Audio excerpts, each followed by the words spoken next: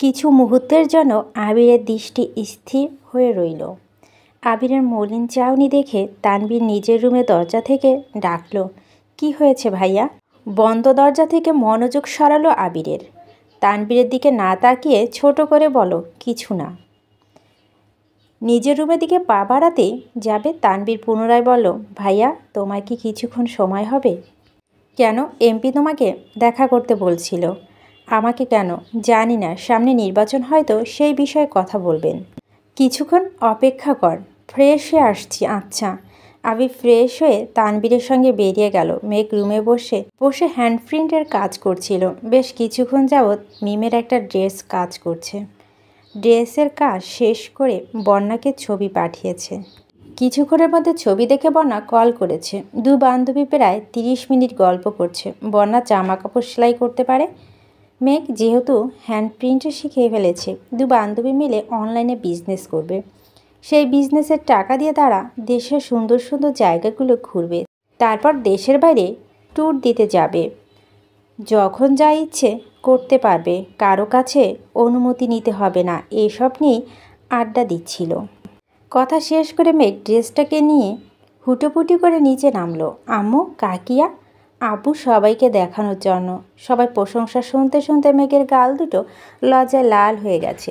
মিম তো খুশিতে বোনকে জড়িয়ে ধরেছে। আদি ওয়ার্ড্রোব থেকে নিজের শার্ট আর টি শার্ট বের করে নিয়ে আসছে। মেঘ যেন সেগুলোতে কার্টুন ক্যারেক্টার আর্ট করে দেয়। আদির এমন কাণ্ড দেখে বাড়ির প্রত্যেককেই হেসে হেসে ক্লান্ত হয়ে গেছে। এমন সময় তানবীর আর আবির বাসায় ঢুকলো। ড্রয়িং রুমে হাস্যোজ্জ্বল পরিবেশ দেখে তাদের মনোযোগ সেদিকে গেল। মোফাজ্জল খান তানবীরকে উদ্দেশ্য করে ঠাট্টার স্বরে বলল, দেখো আমার মেয়ে কত সুন্দর করে জামা প্রিন্ট করেছে। আমার মেয়ে বলে কথা। তানবীর ড্রেসটা ভালোভাবে দেখে নিল। ড্রেস দেখে বোঝা যাচ্ছে কাঁচা হাতের কাজ। প্রথমবারে কোনো কাজই পারফেক্ট হয় না, তারপরও দূর থেকে তেমন কিছু বোঝা যায় না। কালার কম্বিনেশন ভালো হওয়াতে দূর থেকে দেখতেই মাশাআল্লাহ অনেক সুন্দর লাগছে। তানবীরের পাশাপাশি আবিরও ড্রেসটা দিকে তাকালো। চোখাচোখি হলো আবির মেঘের। ইমান মেঘের চোখ নামিয়ে নিল। কয়েক সেকেন্ড পর আবির অন্যদিকে তাকালো। তানবীর আবু ঠাট্টা বুঝতে পেরে সেও মজার ছলে বলল, শুধু আপনার মেয়ে বলে না, আমার বোন বলেও এত সুন্দর প্রিন্ট করতে পেরেছে। আমার বোনের মতো লক্ষ্মী মেয়ে আর কয়টা খুঁজে পাওয়া যাবে? তানবীরের কথা শুনে সকলে হাসতে শুরু করেছে। একটা ড্রেস প্রিন্ট করে নিয়ে বাবা ছেলে মিলে মেঘকে নিয়ে টানাটানি শুরু করে দিয়েছে। তানবীর খানিক হেসে আবিরের দিকে তাকিয়ে ভুরু জোড়া নাচালো। আবিরের উষ্ঠদায় কিছুটা প্রশস্ত হলো। তানবীর যে আবিরকে শোনানোর জন্য ইচ্ছাকৃত বোনের লক্ষ্মী বলে সম্বোধন করেছে, এটা আবিরের বুঝতে বাকি রইল না। আবির আর মেঘের মধ্যে কোনো কিছুই নিয়ে মান অভিমান চলছে সেটা বুঝতে পেরে তানবীর সন্ধ্যা থেকেই আবিরকে জিজ্ঞেস করছে, কিন্তু আবির কিছুই বলছে না। মেঘের বিষয়ে কিছু বললেই কথা এড়িয়ে যাচ্ছে। মোফাজ্জল খান তানবীরের কথা প্রত্যুত্তরে বলল, আমার মেয়ের এত এত গুণ যে আমার মেয়ে বাড়িতে বউ হয়ে যাবে, সেই বাড়িতেই রানীর মতো থাকবে, বুঝলে? তানবীর দ্বিতীয়বারের মতো আবিরের দিকে তাকিয়ে হালকা কাশি দিয়ে ভুরু নাচালো। ইশারাতে যেন প্রশ্ন ছুড়ে দিল আবিরকে, কি রাখবে তো রানীর মতো? তানবীরের মুখে হাসি থাকলেও আবিরের ভুরু যুগল কুচকালো। আব্বু, চাচু, সে এক বিন্দু বিশ্বাস করতে পারে না। আজ মজার ছলে বলছেন, কিন্তু দুদিন পর যে তার ব্যবস্থা করতে যাবে না তার কি গ্যারান্টি আছে? ভাবতেই আবিরের কলিজা কেঁপে উঠল। আর এক মুহূর্তে দাঁড়ালো না। সিঁড়ি দিয়ে উঠতে উঠতে মালিয়া খানকে উদ্দেশ্য করে বললেন, আম্মু খাবার রেডি করো। মেঘ চোখ জোড়া ছোট করে সিঁড়ির পানে চেয়ে আছে। অষ্টদশীর অভিমানী মনে অভিমানের তীব্রতা হানা দিয়েছে। সন্ধ্যাবেলা আবির ভাইকে রাগ দেখালো, অথচ আবির ভাই নিজ থেকে একবারের জন্য কথা বলার চেষ্টা করলো না। ড্রেস দেখে সকলে প্রশংসা করেছে, কিছু একটা কমেন্টস হলেও করেছে, অথচ আবির ভাই কিচ্ছু বললেন না। পৃথিবীর বুকে এই একটা মানুষের হৃদয় বোধ হয় শক্ত পাথরের তৈরি, যে হৃদয়ে না আছে কোনো অনুভূতি আর না আছে আবেগ। ড্রেসটা মিমকে দিয়ে দিল। এখনও রং ঠিক মতো শুকায়নি, শুকালে ব্যবহার করতে পারবে। সবার সঙ্গে মেঘেও খেতে বসেছে।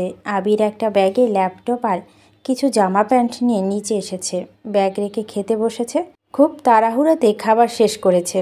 আলী আহমেদ খান একবার ব্যাগের দিকে তাকাচ্ছে, একবার আবিরের দিকে। ছেলে তাড়াহুড়া দেখে কিছু বলতে গিয়েও বারবার আটকে যাচ্ছে। অবশেষে শুধালো, এত রাতে কোথায় যাবে?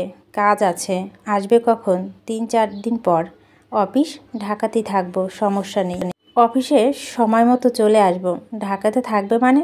ঢাকায় তোমার কি এমন কাজ যে বাসা ছেড়ে বাইরে থাকতে হবে? আছে হয়তো কোনো গুরুত্বপূর্ণ কাজ। সকলে নির্বাক। আবির খাবার শেষ করে হাত ধুয়ে ব্যাগ নিয়ে সবার থেকে বিদায় নিয়ে বেরিয়ে পড়ছে।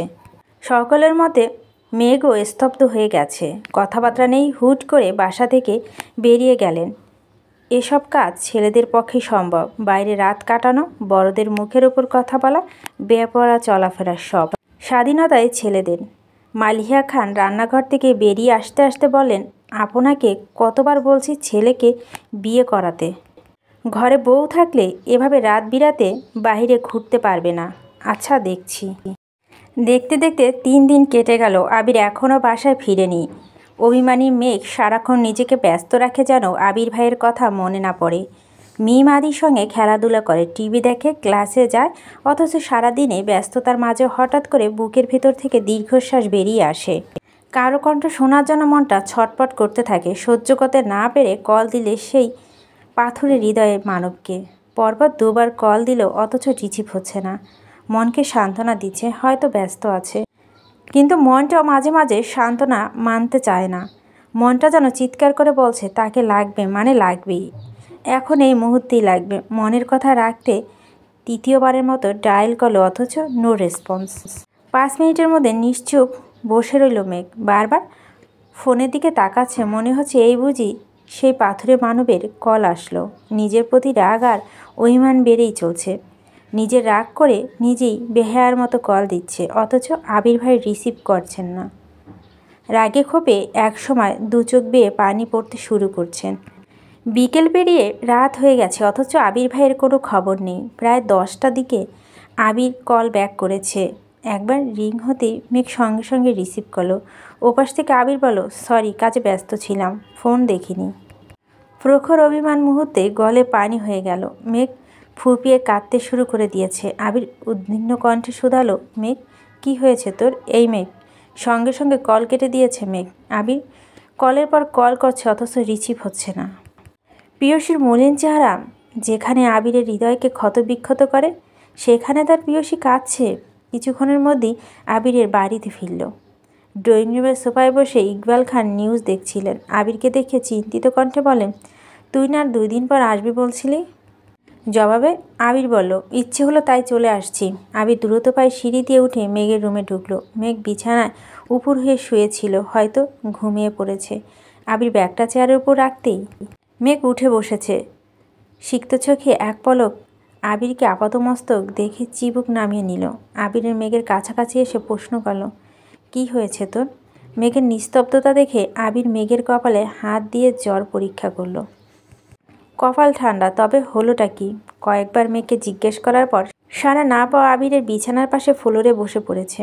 ফ্লোরে বসে বিছানার পাশে মাথা রেখে মেঘের অভিমানী মুখের পানে চেয়ে আছে। আবিরের কাণ্ড থেকে মেঘ তার চিবুক নামিয়ে গলায় ঠেকালো, তবে আবিরের দৃষ্টি সরল না। হঠাৎই আবির হাত বাড়িয়ে ব্যাগটা নিজের কাছে নিয়ে সেখান থেকে একটি শপিং ব্যাগ আর একটি কাচ্চির প্যাকেট বের করে চেয়ারের উপর রেখে সেই শপিং ব্যাগ থেকে কয়েকটা বেলি ফুলের মালা বের করলো।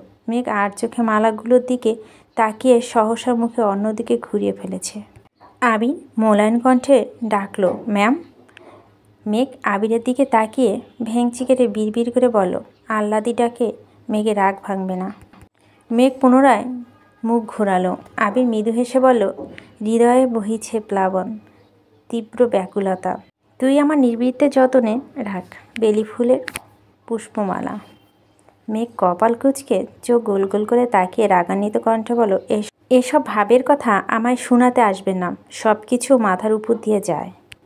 আবির কিছুটা শব্দ করে হাসলো। মন খারাপ, রাগ, অভিমান দূরে সরিয়ে হাত বাড়িয়ে মোহনীয় কণ্ঠে বলল, দেখি হাতটাতে। দরকার নেই। আবির কণ্ঠস্বর ভারী করে বলল, শরীরে আকাশ সম ক্লান্তি নিয়ে জ্যাম পেরিয়ে শহর ঘুরে ফুল নিয়ে আসছি, ঢং করিস না প্লিজ। আমি ঢং করছি? ঢঙ্গিরা ঢং করবে, এটাই তো স্বাভাবিক। মেঘের উত্তরে তোয়াক্কা না করে আবির মেঘের হাত টেনে আলতোভাবে হাতে বেলি ফুলের মালা বেঁধে দিচ্ছে। মেঘ কয়েকবার হাত সরাতে চেয়েছে, কিন্তু আবিরের অগ্নিদৃষ্টি দেখে মাথা নিচু করে রাগে গজগজ করতে করতে বলো, আপনার কি আমাকে লোভী মনে হয়? কেন? যখন যা ইচ্ছে আচরণ করবেন, যা তা বলবেন, যেখানে খুশি ভাব দেখাবেন, তারপর কাচ্চি, মালা, চকলেট হাবিজাবি নিয়ে এসে আমার মন গলানোর চেষ্টা করবেন। আবির কণ্ঠস্বর ভারী করে বলল, যা ইচ্ছে আচরণ আমি করতে চাই না। তোর কিছু কিছু কর্মকাণ্ড আমার সেসব আচরণ করতে বাধ্য করে। সেজন্যই তো কল দিলে। কল ধরেন না পাষাণ। আমি শান্ত কণ্ঠে বলা শুরু করলো, আমি সত্যি সত্যি ব্যস্ত ছিলাম। অফিসের পাশাপাশি অন্য কাজ নিয়ে খুব ব্যস্ত ছিলাম। বিকেলের পর ফোন হাতে নেওয়ারই সময় পাইনি। সত্যি বলছি আমি, বিশ্বাস কর। মেঘ বিরক্ত স্বরে বলল, আমি আপনাকে বিশ্বাস করি না। আবির চোখের বর্ণ কিছুটা পরিবর্তন হতে শুরু করেছে। আবির ভুরু কুঁচকে পুনরায় প্রশ্ন করল, তুই আমার বিশ্বাস করিস না? না একটু করিস না? না সত্যি? যেখানে বিশ্বাস নেই সেখানে আবিরের কোনো কথাই নেই। আবির চলে যেতে নিল। মেঘ মুচকি হেসে বলে, একটু একটু বিশ্বাস করি। এক চিমটি বিশ্বাসের কোনো প্রয়োজন নেই। চোখ বন্ধ করে আমায় বিশ্বাস করতে পারলে তবেই বলিস। আবির কারো অবিশ্বাসের পাত্র হয়ে থাকতে চায় না। মেঘ আহাম্মকের মতো চেয়ে আছে। সামান্য কথাতে আবির ভাই এভাবে রেগে যাবে মেঘ এটা ভাবতেও পারেনি। আবির রাগে ব্যাগ নিয়ে নিজের রুমের উদ্দেশ্যে বেরিয়ে পড়েন। রাত 11:50 নাগাদ মেঘ চুপি চুপি আবিরের রুমে সামনে এসেছে। ড্রয়িং রুমে একটা লাইট ব্যতীত পুরো বাড়ি লাইট অফ। 12টা নিউ ইয়ার, এজন্যই মূলত আবির ভাইকে বেশি মিস করছিল। কল দিয়ে বলতো, কিন্তু আবিরের কণ্ঠ শুনে নিজেকে স্বাভাবিক রাখতে পারেনি। বুকের ভিতরে অভিমানের পাহাড় গলতে শুরু করছিল। নতুন বছরে প্রিয় মানুষের সঙ্গে কাটাবে ভেবেই সন্ধ্যার ছাদ থেকে অনেকগুলো ফুল এনে সেগুলো সাজিয়েছে। সাথে একটা সুন্দর গিফট কার্ড বানিয়ে তাকে ডিজাইন করে হ্যাপি নিউ ইয়ার ও লিখেছে। সাথে সুন্দর একটি চাবির রিং কিনে এনেছে। মানুষ বলে বছরের প্রথম দিন যেভাবে কাটে সারা বছর নাকি সেভাবেই কাটে। কুসংস্কার যেন মেঘের ইচ্ছে সেই আবিরের সাথে নতুন বছর শুরু করবে। গিফটগুলো নিয়ে আস্তে করে দরজা ধাক্কা দিতেই চোখ পড়ে বিছানার দিকে। সামান্য আলোতে আবিরের নাক আর কপাল দেখা যাচ্ছে। লেপে ঢাকা সম্পূর্ণ শরীর। মেঘ সেখানে দাঁড়িয়ে পায়ের নূপুর দুটোকে নিচ থেকে হাত দিয়ে উপরে তুলে পায়ের মাংসল অংশে আটকে দিয়েছে, যেন হাঁটলে শব্দ না হয়। খুব সতর্কতার সহিত পা রাখলো রুমের মধ্যে। গিফটগুলো যত্ন সহকারে টেবিলের ওপর রেখে তাকালো আবিরের অভিমুখে। গত 3 দিন ঠিকমতো ঘুম খাওয়া কিছুই হয়নি। ক্লান্ত আবিরের চোখের পাতা বারবার বন্ধ হয়ে আসছিল, তাই রুমে এসে শাওয়ার নিয়ে শুয়ে পড়েছে। মেঘ আবিরের মাথার কাছে দাঁড়াতেই আবির থুতনি পর্যন্ত দেখা যাচ্ছিল। থুতনির নিচ থেকে বাকি শরীর লেপের দিকে ঢাকা। মেঘের বুকে চাপা অভিমান নিঃশ্বাস হয়ে বেরিয়ে আসছে। সঙ্গে সঙ্গে ঢোক গিলে নিজের নাক মুখ চেপে ধরল। একবার আবির ভাই বলছিল, নিঃশ্বাসের শব্দে আমি তোর অস্তিত্ব উপলব্ধি করতে পারি। পুরনো কথাটা মনে পড়তেই নাক মুখ চেপে ধরেছে। এবার আর কোনোভাবেই ফাঁসা যাবে না। মন বারবার চলে যেতে বলছে, অথচ মেঘ দৃষ্টি সরাতে পারছে না। আবির ভাইয়ের ঘুমন্ত মায়াময় চেহারার পানে মুগ্ধ আঁখিতে চেয়ে আছে। যেই মানুষটা উপস্থিতির হৃদয়ে তোলপাড় চালায়, তার সান্নিধ্য দৃষ্টি হৃদয়টাকে ক্ষত বিক্ষত করে। সেই মানুষটা কি সুন্দর ঘুমিয়ে আছেন। অষ্টদশীর মনের রাজ্যে অনুভূতিরা সব অভিমান তুলে নবরূপে সেই শ্যামবর্ণের পুরুষের প্রেমে পড়তে বাধ্য হয়েছে। স্থির দৃষ্টিতে চেয়ে মনে মনে বিড়বিড় করে বলল, আপনি এত কিউট কেন? মনে হয় আল্লাহ আপনাকে বানানোর সময় কিউটনেসের জিহ্বা আপনার উপর ঢেলেছিল। ব্যালকনির দিকে আসা কনকনে ঠান্ডা বাতাস গায়ে লাগতেই শরীরের লোম দাঁড়িয়ে পড়েছে। সেই সঙ্গে মেঘও কেঁপে উঠে। এই ঠান্ডা, বেশিক্ষণ এখানে থাকা যাবে না। শরীরের কম্পনের শব্দে আবির ভাই সজাগ হয়ে যাবে। বারবার যেতে চাইতো, কিন্তু ঘুমন্ত আবির ভাইকে দেখার লোভ সামলে যেতে পারছে না। কে বলবে এই মেয়ে গত 9 বছর যাবৎ আবিরকে সহ্যই করতে পারত না। আবির বাড়ি ফিরেছেন সবে মাত্র 6 মাস হয়েছে, এতেই আবিরের প্রতি পুরোপুরি আসক্ত হয়ে পড়েছে। যে মেয়ে রাগ আর জেদের কাছে খান বাড়ির প্রত্যেকটা সদস্য হার মানাতে, সেই মেয়ের রাগ অভিমান এখন আবিরের রাগের সামনে তুচ্ছ। ভালোবাসা বোধহয় এমনই হয়, শত রাগের পরও প্রিয় মানুষের উপস্থিতি হৃদয় প্রশান্তি করে তোলে। দেয়ালের ঘড়ি টিন টিন শব্দে মেঘের ঘোর কাটে। ঘাড় ঘুরিয়ে সেদিকে তাকিয়ে দেখল ঘড়িতে 12টা বাজে। বুক ধুকপুক করতে শুরু করেছে। মনে অপরাধমূলক কাজ করা নিষিদ্ধ ইচ্ছে জেগেছে। বুক ফুলিয়ে অনেকটা শ্বাস টেনে নিঃশ্বাস আটকে আবিরের কপালে বরাবর মুখ এগিয়ে নিল। উদ্দেশ্য আবিরের কপালে চুমু খাবে। একটু সামনেই এগুতে বুকের ভিতরটা অস্বাভাবিকভাবে কাঁপতে শুরু করেছে। অষ্টদশী বুঝতে পারছে এই কাজ তার পক্ষে সম্ভব না। ঘন ঘন নিঃশ্বাস ফেলতে শুরু করেছে। নিজেকে সামলাতে বাম হাত দিয়ে মুখ চেপে চলে যাওয়ার জন্য পা বাড়াতেই যাবে, অমনি ডান হাতের টান অনুভব করে। কয়েক সেকেন্ডের ব্যবধানে নিজেকে বিছানায় আবিষ্কার করলো। আবির মেঘের ডান হাতে জোরে টান দেয়, মেঘ আবিরের উপর এসে পড়ে। তৎক্ষণাৎ মেঘকে উপর থেকে পাশে সরিয়ে আবিরের গায়ে লেপ দিয়ে মেঘের গা ঢেকে দিয়ে মেঘের কাঁধের দুপাশে দুহাত ভর দিয়ে মেঘের মুখোমুখি উপুর হয়ে শুয়েছে। আবিরের শরীর না আছে লেপ, না আছে শীতের ভারী কোনো জ্যাকেট, একটা ট্রাউজার আর ফুলাতার শার্ট পরনে। মেঘ দাঁতে দাঁত চেপে ধরে আছে বন্ধ দুচোখের পাতা। হাত খোপায় বাঁধা চুলগুলো খুলে এলোমেলো হয়ে আছে। দুহাতে বেলি ফুলের মালা, ফুলগুলো সুবাস ছড়াচ্ছে রুমে। নিশ্চুপ আবির, দৃষ্টি মেঘেতে নিবদ্ধ। মেঘ নিবু নিবু চোখে তাকাতেই আবিরের ঘনিষ্ঠতা উপলব্ধি করল। পুনরায় চোখ বন্ধ করে ফেলেছে। অষ্টদশী হৃদয়স্পন্দনের মাত্রা বেড়ে কয়েক গুণ। বেলি ফুলের সুবাসের সঙ্গে আবির ভাইয়ের শরীর থেকে আসা তীব্র ছাজালো গন্ধ মাতোয়ারা হয়ে আছে। আবির ভাইয়ের এত কাছাকাছি আসায় মেঘের শরীরে রক্ত সঞ্চালন বেড়ে যাচ্ছে। অজানা শিহরণ বইছে শরীরে। আবিরের আখি যুগল ঘুম লেপ্টে আছে। শান্তিময় ঘুমের দেশে নিমগ্ন ছিল আবির। কিন্তু অষ্টদশীর অনাদায়ী কর্মকাণ্ডে আবিরের গভীর ঘুমে ব্যাঘাত ঘটিয়েছে। আবির ঘুম ঘুম চোখে মেঘকে দেখছে। মেঘ কয়েকবার ঢোক গিলে ভয়ে ভয়ে চোখ মেলল। চোখাচোখি হলো আবিরের সঙ্গে। লেপের ভিতর মেঘের শরীর ঘামতে শুরু করছে। বুকের ভেতর প্রবল ঝড় বইছে। মেঘ চোখ নামিয়ে বলতে চেষ্টা করলো, আমার। আবির এক হাতে শরীরে সম্পূর্ণ ভর ফেলে অন্য হাতে আঙুল দিয়ে মেঘের ঠোঁট স্পর্শ করলো। অমনি মেঘ পাথরের বনে গেল। আবিরের দৃষ্টি স্পর্শ কোনো কিছুই আজ স্বাভাবিক নয়। অষ্টদশীর মস্তিষ্ক জোরে চিন্তাধারা ঘুরপাক খাচ্ছে। কী হতে চলছে তার সাথে? একদিকে আবির ভাইয়ের কাছে ধরা পড়ার ভয়, অন্যদিকে আবির ভাইয়ের এত কাছে আসা। প্রচণ্ড অস্থিরতে ভুগছে মেঘ। দীর্ঘকালীন নীরবতা ভেঙে আবিরের ঘুম ঘুম কণ্ঠে বলল, নিষেধ অমান্য করার শাস্তি তবে দিতেই হচ্ছে। মেঘ বিপুল চোখে তাকিয়েছে। শরীরের কম্পন তীব্র হতে তীব্রতর হচ্ছে। ভয়ে নাক ঘামছে। আবির ঠোঁটের ওপর থেকে আঙুল সরিয়ে মেঘের নাকের ঘাম মুছে পুনরায় কাঁধের পাশে হাত রাখল। মেঘের গলা ভার হয়ে আসছে, কথা আটকে যাচ্ছে। জোরপূর্বক বলল, সরি। এসব সরি টরি আবিরের মন গলানো সম্ভব না। আগেই সাবধান করেছিলাম, অঘটন ঘটলে আমি দায়ী না। তারপর কথা মানিস না, ধ্বংসের দ্বার প্রান্তে এসেছিস। মেঘ ভয়ে ভয়ে বলল, প্লিজ ছাড়ুন। আবির ভুরু কুঁচকে বলল, ধরি তো নি, ছাড়বো কেমন করে?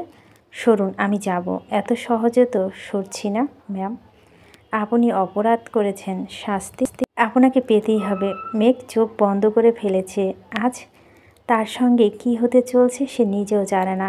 একদিকে আবির দুহাত ভর দিয়ে রেখেছে, অষ্টদশীর মুখোমুখি এগিয়ে যাচ্ছে। দুজোড়া উষ্ট্রর মাঝে শুধু কয়েক সেন্টিমিটারের ব্যবধান। মেঘের চোখ বন্ধ, ক্রমাগত কাঁপছে উষ্ণতায়। তখনই আবিরের ফোনে রিংটন বেজে উঠল। রিংটনের শব্দ আবির মেঘের কাছ থেকে সরে শোয়া থেকে উঠে বসল।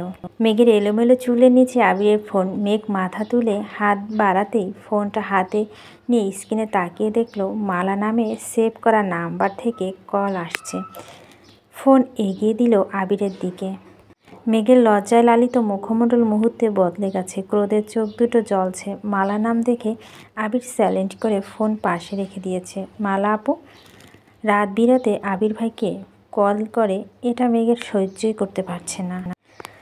গা থেকে লেপ সরিয়ে বিছানা থেকে নামতেই আবির আলতোভাবে মেঘের হাত ধরে, কিন্তু মেঘ রাগে এক ছাটকায় আবিরের হাত ছাড়িয়ে গজগজ করতে করতে রুম থেকে বের হয়ে যাচ্ছে। আবির তপ্তস্বরে বলল, শাস্তিটা তোলা রইল, পরের বার ছাড় দিব না। মেঘের রাগে আবিরের দিকে তাকিয়েছে, দরজাটা ঠাস করে লাগিয়ে রুমে চলে গেছে। মালা আপু আবির ভাইকে পছন্দ করে, হয়তো আবির ভাই পছন্দ করে না।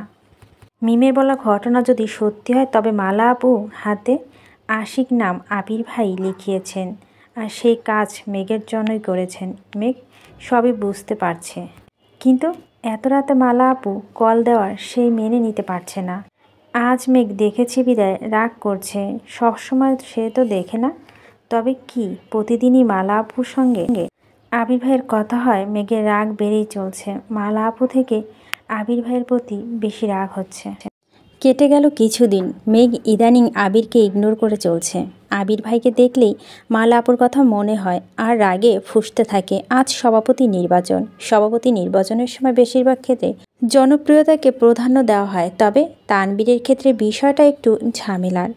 যেমন বর্তমান সভাপতি এবং তানবীর দুজনই জনপ্রিয়তার প্রায় সমান সমান, তবে কাজের প্রতি দায়িত্ববোধ, কথা বলার দক্ষতা, জনসাধারণের প্রতি আচরণ, এসব ক্ষেত্রে সভাপতি থেকে তানবীর এগিয়ে আছে। তাছাড়াও এমপির পছন্দের প্রার্থীও তানবীর আর আবির দুজনকেই বলেছিল এমপির কথা বলে সরাসরি সভাপতির পদ তানবীরকে দিয়ে দিতে, কিন্তু দু ভাইয়ের কেউই রাজি হয়নি। জিতলে নির্বাচন করেই জিতবে।